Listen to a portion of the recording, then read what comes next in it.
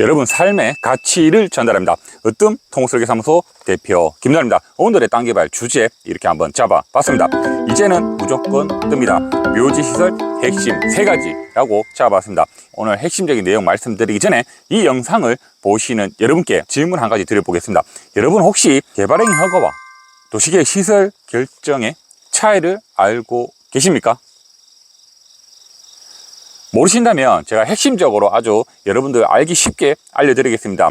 제가 결론부터 말씀드리면 용도지역에 부합하는 건축행위 및 제한된 허가 면적이다 라고 제 나름대로 정의를 해봤는데 이게 무슨 말인지 오늘 여러분께 아주 쉽게 설명을 해 드릴 수 있도록 하겠습니다.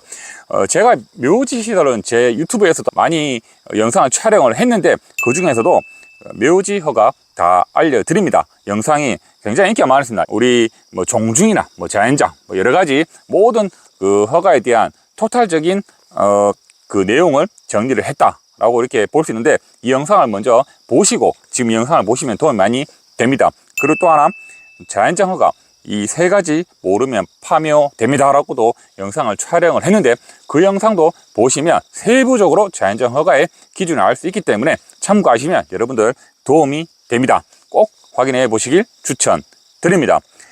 그리고 설명에 앞서서 10월 달에 실전 토지개발 마스터 과정을 모집을 합니다. 제 20년 모든 노하우가 담긴 이 책과 관련 도면으로 여러분께 설명을 드리는데 또 건축에 관련된 부분은 대한민국 최고의 건축사님께서 강의를 할 예정이고 그 다음에 이제 매매라든가 경매할 때 조심해야 될 부분 이런 부분에 대해서는 행정사님께서도 강의를 준비를 하고 계십니다. 그리고 인도 개설이라든가 인도 개발에 대해서도 산림토목 전문가가 여러분께 강의를 할 예정입니다. 또한 묘지 이장이라든가 묘지 시설할 때 묘지 장미업체 전문가께서도 여러분께 강의를 할 예정입니다. 그래서 모든 땅 개발의 중요한 포인트를 하루에 끝내는 원포인트 강의로 준비를 했습니다.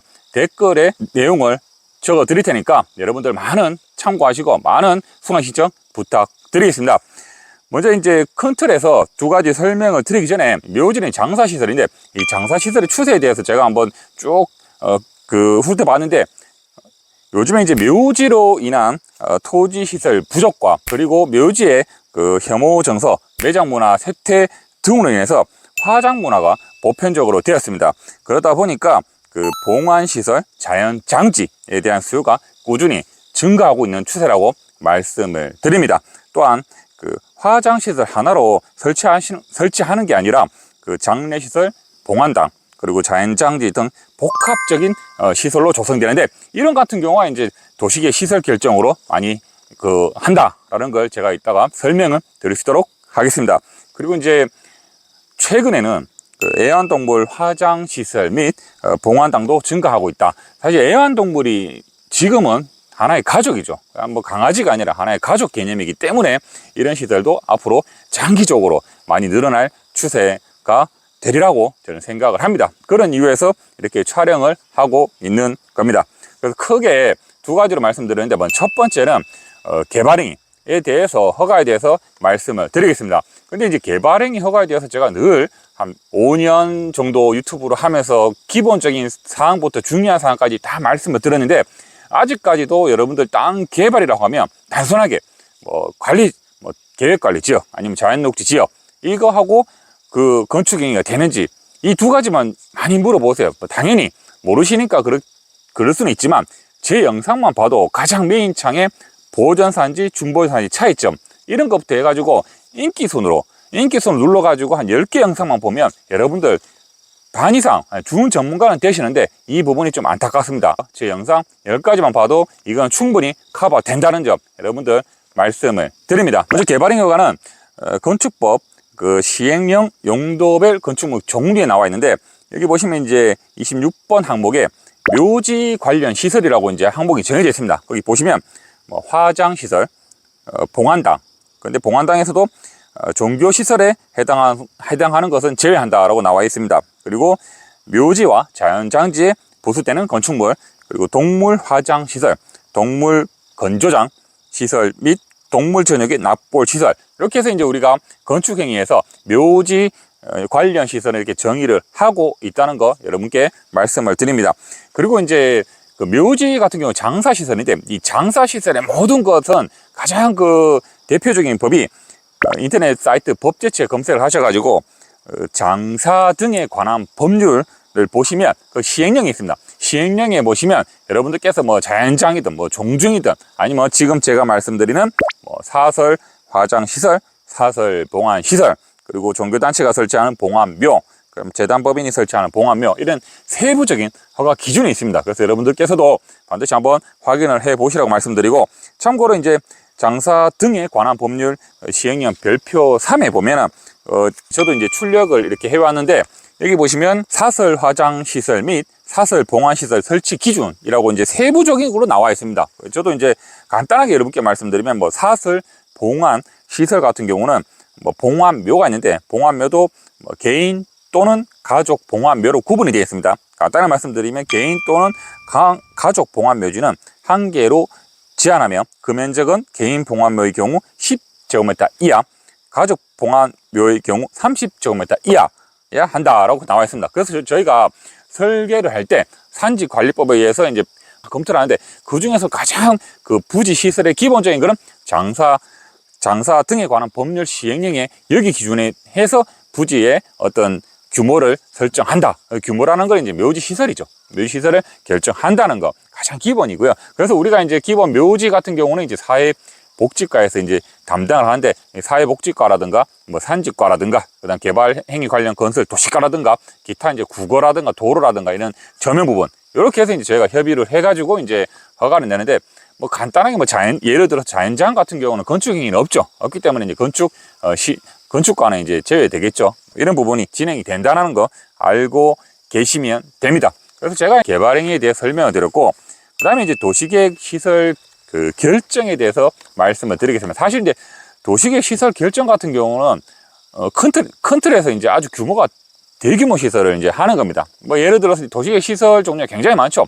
뭐 학교, 병원, 뭐 폐기물 처리 시설, 이런 종류가 다양하게 있는데, 오늘 이제 여기 안에 이제 장사시설 같은 경우는 보건위생시설입니다. 그래서 이제 도시의 시설에 대해서 이제 말씀을 드리면, 간단하게 여러분들 알기 쉽게 말씀드리면, 비도시 지역, 그러니까 뭐 농림지역이나 관리지역이죠. 에서 3만 제곱미터 이상일 경우 도시계획 시설의 결정, 또는 용도 지역상 개발행위 안 될 시 시설 결정 협의, 간단히 해석을 말씀을 드리면, 여러 가지 지역에는 그 개발행위 허가를 할 수 있는 면적의 규모를 산정해 놨습니다. 적정 범위에서 하라고 해놨는데, 때에 따라서는 이제 규모 이상으로 허가를 받을 때가 있죠. 이럴 같은 경우에 이제 우리가 도시계획 시설 결정하는데, 아까 말씀드렸다시피 농림지역, 관리지역에 3만 제곱미터니까 나누기 3.3을 하면 몇 평이 나오죠.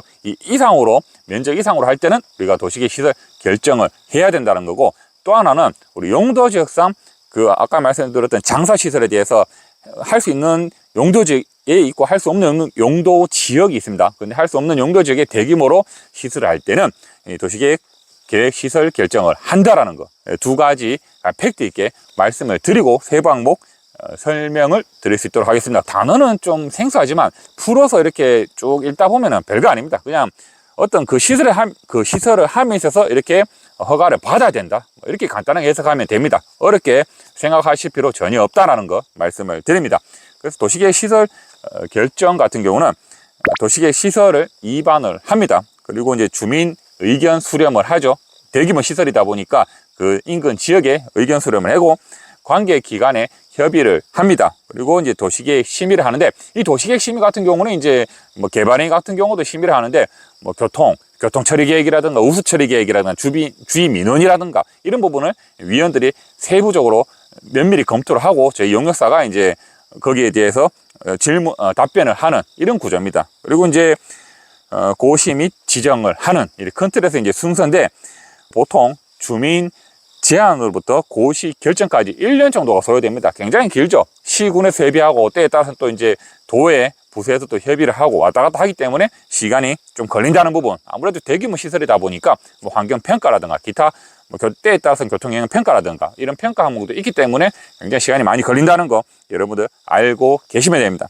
단 민원이 있을 경우에는 민원이 해결이 돼야지 지정이 가능하다는 점, 중요한 첫 번째 말씀드렸고, 그 다음 사항으로 우리는 도시계획 그 시설의 결정, 구조 및 설치 기준에 관한 규칙인데, 이게 이제 그 보건 위생 시설의 기준의 함에 따라 있다라는 거 말씀을 드리고, 그 다음에 이제 그 장사시설, 묘지는 장사시설이죠.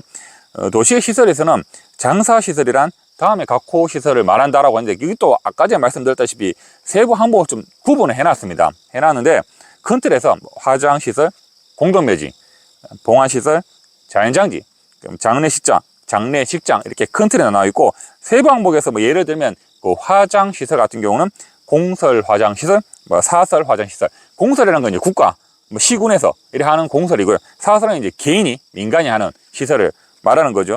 그 다음에 이제 그 봉화시설 같은 경우도 국가가 설치 운영하는 봉화시설, 공설 봉화시설, 사설 봉화시설. 그 뜻에서 이제 국가와 민간 이렇게 나눠져 있다는 거 여러분들 알고 계시면 됩니다.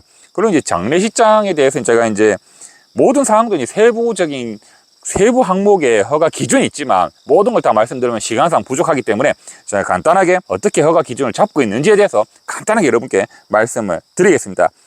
제가 좀 적어 왔는데, 인근에 토지 이용 계획을 고려하여 설치하되 인구 밀집 지역인 학교, 연구소, 청소년 시설 또는 도서관 등과 가까운 곳에 설치하지 않을 것. 아무래도 이게 좀 주민들이 봤을 때 님비 시설이다 보니까 청소년 시설 이런 데는 좀 이격을 해라 라고 나와 있는 거죠. 그 다음에 주위의 다른 건축물과 차단되도록 외곽에 녹지대 또는 조경시설 설치할 것, 대중교통 수단과의 연결이 쉬운 곳에 설치할 것, 그 다음 준주거지역, 일반 상업지역, 근린 상업지역, 일반 공업지역, 중공업지역, 보존 녹지지역, 자연녹지지역 및 계획관리지역에 한정하여 설치할 것. 이게 중요한 거죠. 이런 부분에 대해서 이제 장례식장은 도시의 시설을 결정하고 있는데, 장례식장뿐만 아니라 우리 아까 말씀드렸던 사설 화장시설이든 뭐 사설 그 봉화시설 이런 게 다 세부적인 허가 기준이 있습니다. 그래서 이게 굉장히 중요하다는 거 참고로 말씀을 드립니다. 그 다음에 이제 우리 아까 잠깐 말씀을 드렸는데, 도시계획위원회 그 심의 및 그 주민 동의서 첨부인데, 이게 이제 그 화장시설 이런 같은 경우는 이제 좀 님비 시설이죠. 일단 주민 설명을 하면 일단 무조건 반대가 심할 수밖에 없습니다. 그래서 이런 부분에 대해서 이런 부분에 대해서 통과를 못 하다 보니까 사업이 굉장히 지지부진할 수밖에 없다라는 구조가 있다는 거, 뭐 자연적인 현상이죠.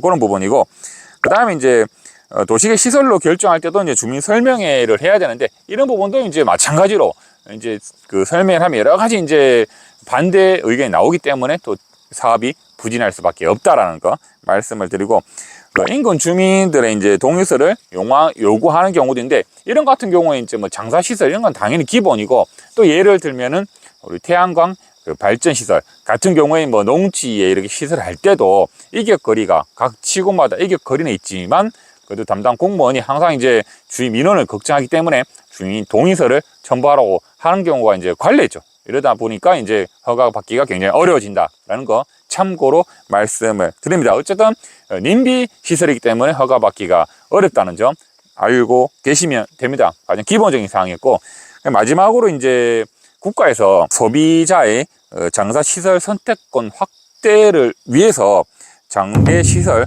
가격 정보 공개 의무화를 시작을 했습니다.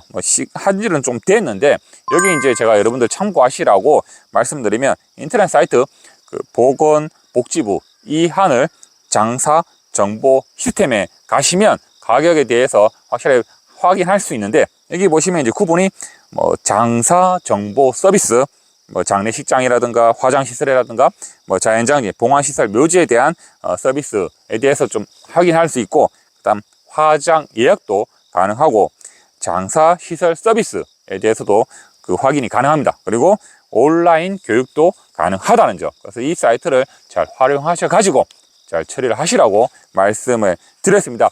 그래서 제가 이제 그 장사시설에 대해서 앞으로 이제 뜰 사업이다 보니까 큰 틀에서 이제 알기 쉽게 설명을 드렸는데, 혹시 좀 이해가 안 가신다면 여러분들 댓글 남겨주신다든가 전화를 주시면 상세하게 말씀을 드리겠습니다.